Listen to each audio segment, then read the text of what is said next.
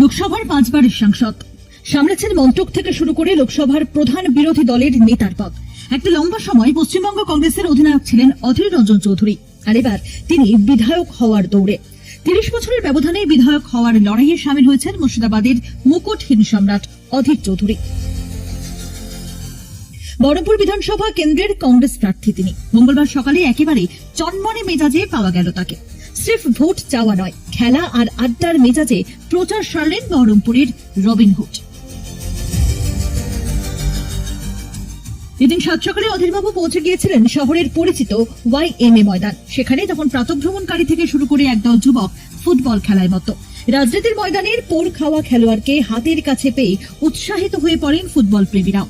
আলাপচারিতার মাঝে ফুটবলের জোরালো শট মারতেও দেখা গেল কংগ্রেস প্রার্থীকে। মুহূর্তের জন্য রাজনীতির ময়দান যেন মিলে মিশে গেল খেলার মাঠের ঘাসে।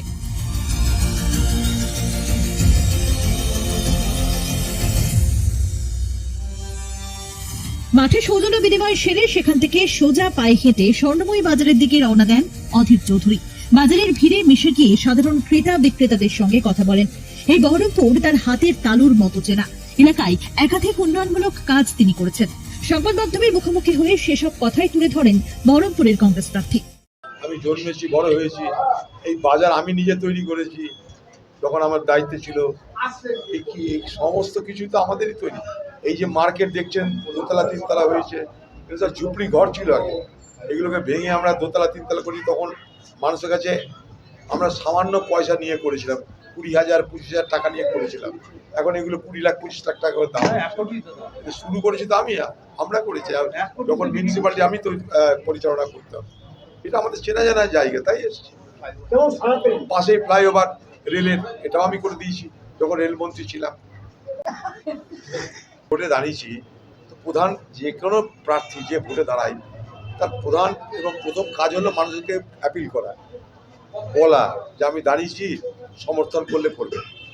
এটা আপনাদের উপর ছেড়ে দিলাম, সমর্থন করবে। সেটা যদি দেখা তো করতেই হবে। ভোটের জন্যে নিশ্চয়ই দেখা করা, কিন্তু আমরা কোনো ঘটা করে অনুষ্ঠান করে এটা করছি না। সাধারণভাবে যেরকম এই এলাকার মানুষের সঙ্গে আমার পরিচিতি আছে, আজন্ম পরিচিতি আছে, সেইটাই দেখলাম। তারা নিশ্চয় বুঝলো কেন এসেছি।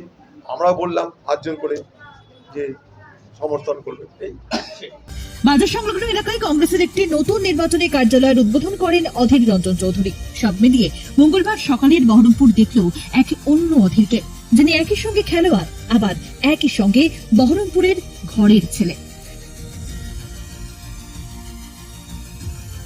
আরো লেটেস্ট খবরের আপডেট পেতে ফলো করুন রাতদিন.in।